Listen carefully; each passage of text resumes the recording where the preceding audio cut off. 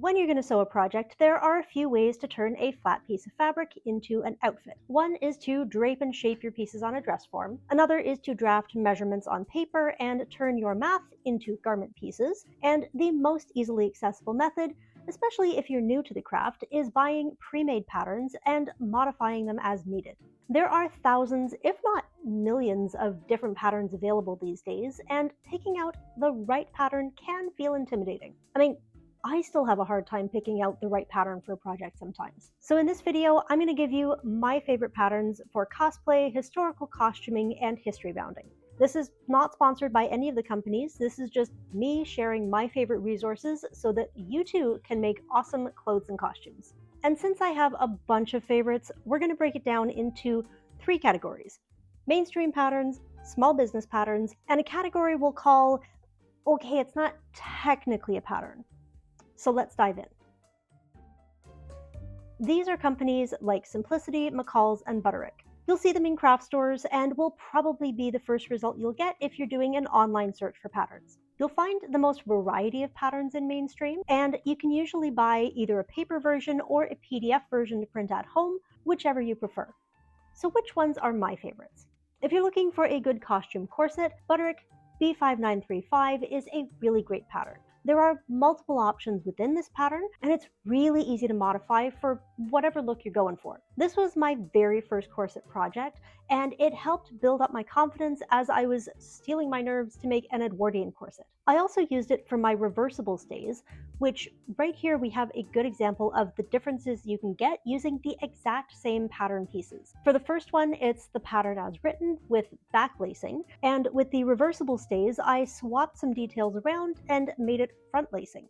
So you could absolutely use this for basically anything: Ren Fair, Hobbit core, fantasy vibes, or even history bounding. For a beginner history bounding skirt, one of my favorites when starting out was Quick Sew 3381. This is a bit of an older pattern, but you can still find it on eBay and Etsy. It might not look like much at first, but it has a really nice gored flare that gives a walking skirt adjacent feel. I used it with the leftover wool from my American Duchess cape to make a matching skirt, and I used it for my bag end walking skirt. For that particular project, I folded down the pieces to make smaller gores, but cut out an extra pair of gores to give that late Victorian, early Edwardian vibe with a little bit of extra volume at the hem. So if you're not quite ready to draft a walking skirt, but you still want a history bound, this can be a really good springboard. And who doesn't want a swooshy, wizardy cloak? There are tons of self-drafting patterns online, but if you want to feel like a wizard, or in my case, a space wizard, aka Jedi, I recommend Simplicity 5840. Now, as I mentioned in my Jedi video, I have some issues with the actual tunic pattern that's part of this package, but the sleeved cloak is super easy to assemble and is amazing for fulfilling the goal of having an epic, swooshy, deep hooded sleeved cloak. A beginner could absolutely make this with very few issues. And while I've only made it the once so far, I love this particular pattern, and I low-key want to try it with some organza that's in my stash to make a cloak inspired by the one Elphaba wears at the end of Wicked for Good. For a bunch of Ren Fair accessories all in one pattern package, you can't beat Butterick B5371. This has it all: 2 options for belt pouches, bracers, and 3 different fantasy-inspired belts. I absolutely love the pouches I've already made, and I'll be using some of the components from this pattern package in a later cosplay. I love how quickly and easily these projects come together, and we'll definitely be making more of them in various colors and materials. And my most favorite mainstream pattern, the one I've made the most projects from, is easily McCall's M7875.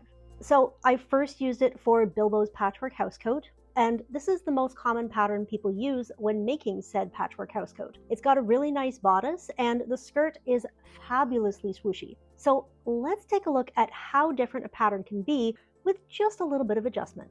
Because the next project I used it for was my Jedi costume. For the under tunic, I used it with a knit fabric, left off the skirt portion, and added several inches of length to the sleeves in order to get that classic gathered up look. Then I also used it for the tunic, using a linen rayon blend and satin lining, putting on a short version of the skirt, and I adjusted the sleeve pattern to be long enough to hit mid-knuckle and wide enough to give a bell sleeve effect.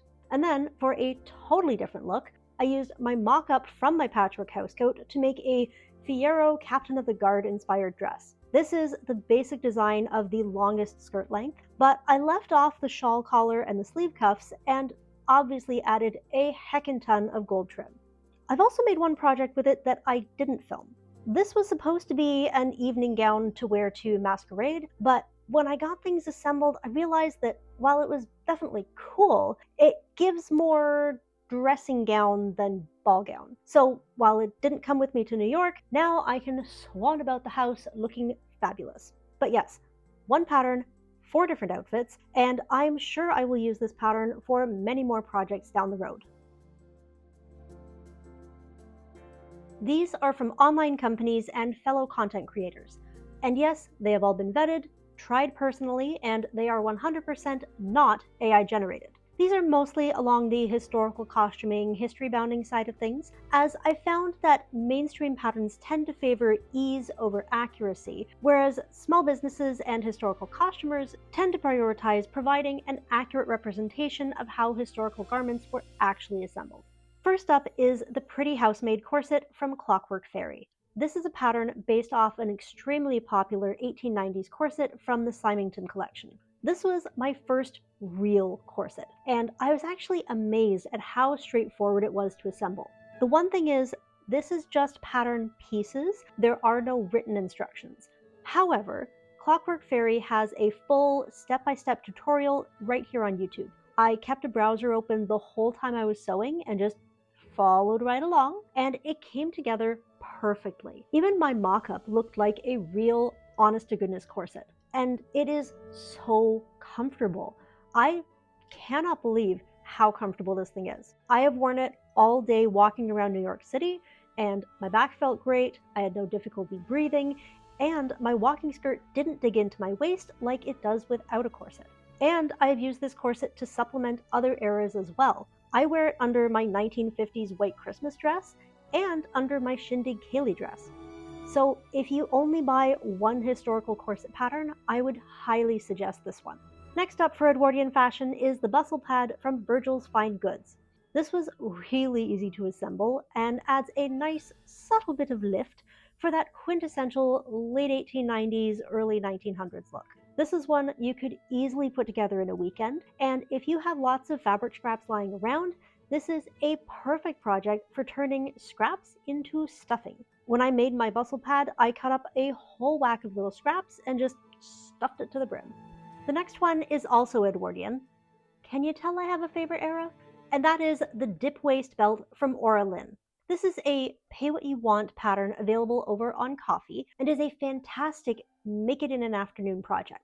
I have made 4 of them now, and it's great for using up narrow pieces of leftover fabrics. It's also an accessory that instantly elevates your Edwardian outfit and ties your look together. I wear these interchangeably with a variety of my walking skirts. You've probably seen this one if you watched my lingerie dress video, and my most recent creation I whipped up in an afternoon to wear, also with my lingerie dress, to masquerade. It's totally beginner friendly, so definitely give this one a try. For a more intermediate level, and if you're looking to get into Regency era fashion, you'll want Regency stays, whether long or short. And for that, I recommend Red Threaded. The shop has options for both lengths of stays, and I really enjoyed working with this pattern. The instructions are very clear, and you can make these stays either on the machine, or if you want total historical immersion, by hand. Which, for some parts of the pattern, like the bust gores, hand sewing them in I found was actually way easier than trying to wrangle them through my machine. And for those who want everything in a nice, neat package, they also sell kits for the stays, so you can get the pattern and the materials and the notions like boning and grommets all in one. So yes, Red Threaded, highly recommend. And for our last small business pattern, the Black Snail Victorian waistcoat. Black Snail has historical patterns ranging from 1700 to 1910, and I've tried a few of them now and have loved them all. but especially the Victorian women's waistcoat. I recently made a video on making a waistcoat with this pattern and just finished up a second one, so now I have a matching skirt and waistcoat combo, which looks pretty dang awesome if I do say so myself. Like with the stays, this would definitely be a intermediate level pattern, but if you've ever watched Victorian or Edwardian shows and seen women with snatched looking waistcoats, this is the pattern for you. So for our final category, we have technically not a pattern. These go back to the second patterning method I mentioned at the start of the video, drafting your own pattern. Now, if that sounds intimidating, don't worry. These are all great starting points and not super complicated, and I used all of these in my early sewing journey. So first up is how to make a cape or cloak from spruce craft. I have made multiple cloaks from this blog tutorial, including way back when, in days long before I was taking sewing seriously. This is a really great place to start. It would be an awesome first project, and once you're comfortable, it leaves a lot of room for modifications so you can make whatever funky cloak you want. For example, my ranger cloak, my bejeweled cloak, the velvet cloak in my Luthien reveal, and a cloak in an upcoming video were all made using this tutorial as a base. Next up is the circle skirt tutorial and calculator from Treasury. I've said it before, math is not my strong suit, and so having a calculator where I can just plug in my measurements and know exactly what I need to cut has been a game changer. When I was making my white Christmas dress and needed 4 slightly different sets of circle skirt measurements for the petticoat, underskirt, and chiffon layers, you better believe I was grateful for this. And there are lots of these calculators available online, but I like this particular blog because she also offers cutting layout guides and a tutorial for how to assemble a circle skirt, because it's the kind of project that sounds really easy, but can be surprisingly irritating at times. So if you're wanting to try a circle skirt, definitely check this one out. The next two are from a fellow content creator here on YouTube, Morgan Donner. I've been following Morgan's channel since before I started my historical costuming journey, and there are 2 videos in particular that have been invaluable. The first is her medieval shift tutorial. If you're doing historical costuming, you're going to need a shift. And since this is all squares and rectangles, it's a surprisingly easy first project. Again, one you can do by machine or by hand. This was actually my very first historical costuming project, and while I can absolutely nitpick the places that could be improved upon now, it still holds a special place in my heart. And Morgan's tutorial is really clear and easy to follow along. She breaks down all the steps and makes historical sewing feel less intimidating. And the second is her medieval kirtle drafting guide. I was scared stiff to try drafting a project. I mean, me and math, not exactly simpatico. But I couldn't find a kirtle pattern that fit my project vision and my budget, so I decided to give it a try.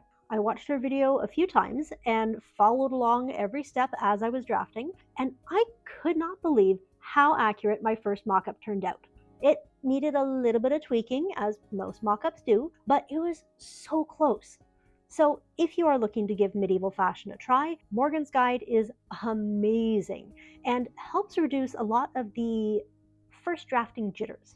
And lastly, back to Victorian. I know a lot of people have probably heard about the Keystone Guide to Jacket and Dress Cutting, but I'm going to recommend instead this guide and tutorial from Tudor Links, which is taken from a print from the Young Lady's Journal from 1895. I used this in my first walking skirt video, and I've since gone on to make multiple walking skirts with this pattern, including using it as a base for my lingerie dress. One thing I love about this compared to Keystone is that instead of just measurements, it offers a gridded cutting diagram.